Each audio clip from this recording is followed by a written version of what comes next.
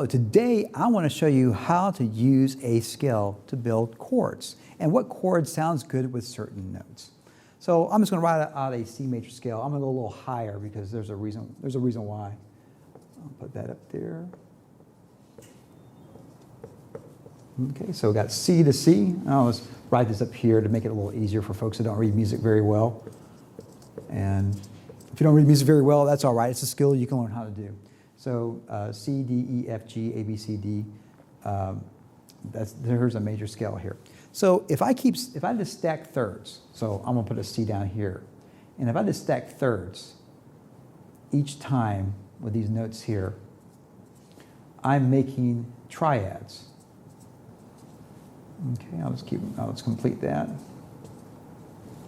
And then this will repeat here because that's C again. So basically C, this is a one chord. The big chords, we use Roman numerals to let us know those are major chords.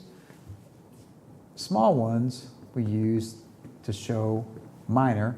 And then we got this special one over here. It's called diminished. Okay? And so basically all I did was I just count up 3 each time. C. What's 3 away from C? 1, 2, 3. It's E. What's 3 away from E? 1, 2, 3. It's G. And I keep doing that. And basically these are the chords that sounds good with their corresponding note.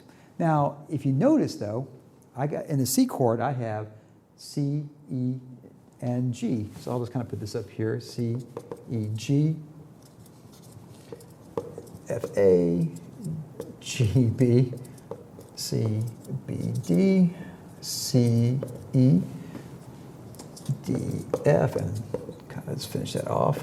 So these are the names of the notes that are in the chords.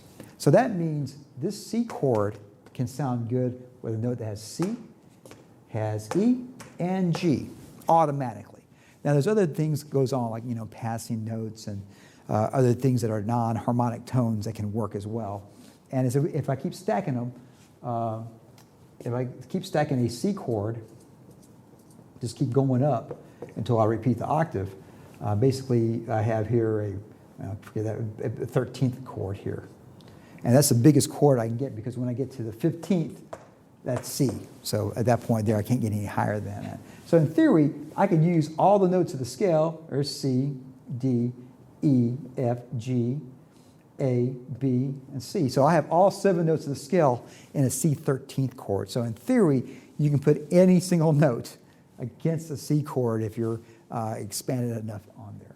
But so like if you take D minor here, D, F, and G, D, F, and A, it sounds good with a D, it sounds good with the F note, and it sounds good with the A note. So that's how you can harmonize your melodies by using chord theory, scale theory. As always, rock and roll, and of course, it does compute. If you like this type of content, please subscribe to my YouTube channel because that would totally computed.